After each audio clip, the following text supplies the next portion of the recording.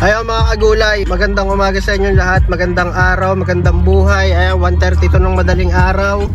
Papa, ingat kayo, ingat ha. Ingat, bye-bye. Bye. Okay, let's be.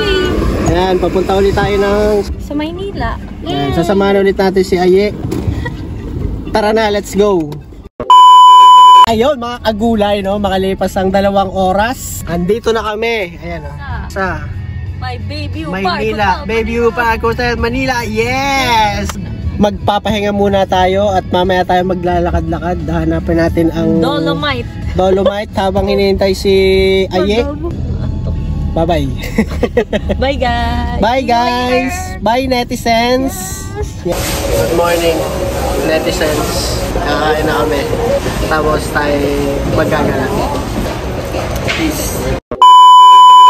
Hello mga kagulay. Tama lakad-lakad tayo dito ngayon sa Manila, Manila. 2:20 poste kuryente. Dito kami ngayon sa Rojas Boulevard.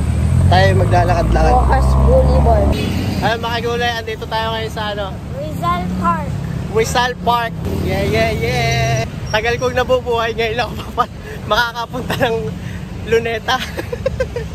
Ito, first time mo din bebe. Sa libro mo lang nakikita yun Ako rin sa libro ko lang din nakikita. Pero ngayon, mapupuntahan ko na siya at kasama pa si Jacob. Alright, yun ang maganda doon. Ano? Mapupuntahan na namin sa totoong buhay. Yan, mapupuntahan na sa totoong buhay ang Luneta. Ayun mga kagulay, andito na kami ngayon sa sa Luneta. Si Jacob DIY na field trip. Yan, nandito tayo kay Rizal. Ngayon lang tayo nakapunta dito sa tala ng buhay natin. Ito yung sinasabing photo bomber. Ayun yung building. Diba? Jose Rizal National Monument. Luneta. Parang picture ang turista. Yun may vlogger. Ayos ba, bebe? Yan po ay hindi pumasok sa school. Ito maingay.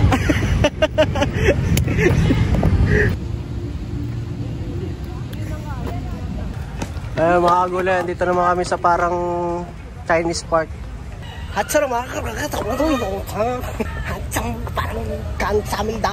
Uy, kansamilda. Saan tayo? Ay, doon tayo. Doon tayo. Maganda doon. Hi guys.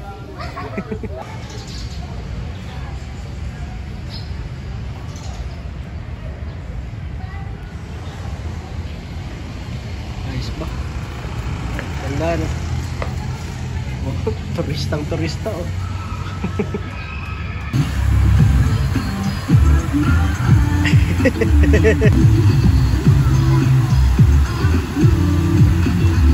Hi guys, today we are in Luneta. Yeah, what's up, guys? kasama natin si Kuya. Ayan nga. Picture tayo sa kay Rizal. Ayun, na-picture na tayo ni Kuya dito sa kay Rizal. Siyempre souvenir, supportahan natin yung mga gantong photographer. Dati ang lakas nito, nung hindi pa uso yung mga cellphone na di-camera.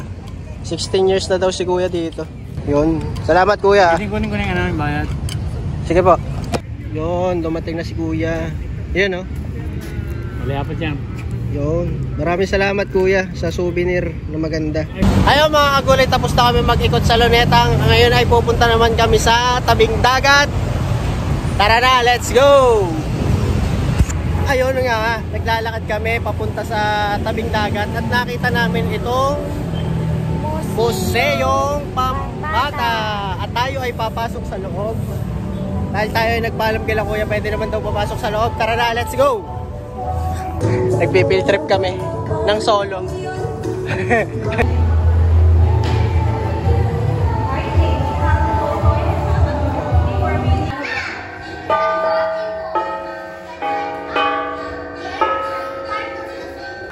Yan, ang tawag dito, bebe, ay clay stove. Yan ay stove na gawa sa clay.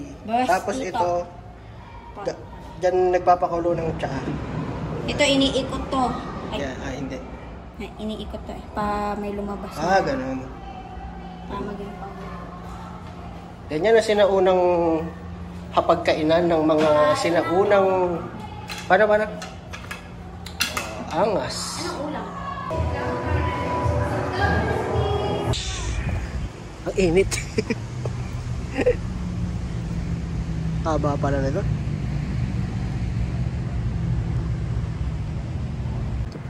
Init. Bebe, ayun yung mawa. Sige, hindi ako maingay. Nagbablog daw siya, huwag daw ako magsalita. Huwag daw ako maingay. Ito sanang mawala dito, yung mga kalat. May tapon sana ng tama para hindi pag-alagala ang basura. Ano? Tara na, Jacob, tara na. Amoy dalahikan.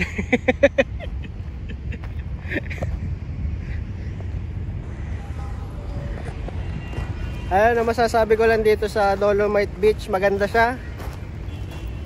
Kaso may dalahikan. So, alam niyo na yun kung kayo taga Lucena, taga Quezon Province. Ganito ang itsura niya dati. Yan.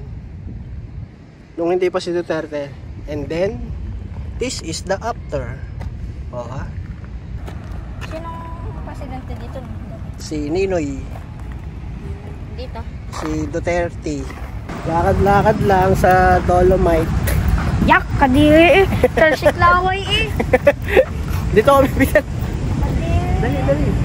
Lakad-lakad lang tayo.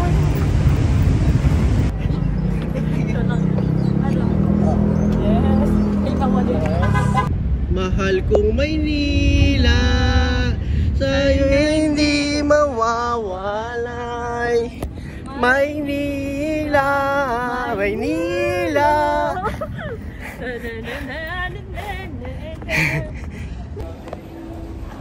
Ay mga kagulay, sa aking pagkakatanda, dito ko nakita yung No Limit Angher at mga sinaunang damit ni Rizal. Subukan nating pasukin kung naandito pa rin yun. Let's go. Diba? Ay mga kagulay, bawal mag-video sa loob, pero ito ang mga ilang picture na nauna namin sa loob ng museo ni Rizal. Alright. Pagkatapos niyan ay dumiretso kami dito sa dungeon sa Port Santiago. Ito ay naging kulungan ng mga Pilipino sa panahon ng pananakop ng mga Kastila at dito rin natagpuan ng mga Amerikano ang nabubulok na bangkay ng higit kumulang na 600 na katao noong World War II. Pagkatapos pala ng World War II, yan mga kagulay. Ang dami niyan, nakakilabot sa loob mga kagulay. Kaya sana mapuntahan nyo rin yan. Kaya mga kagulay, hanggang dito na lang. Sana nag-enjoy kayo ng konti. Like, share, subscribe. Kita-kits ulit next time. Peace! Whoop whoop!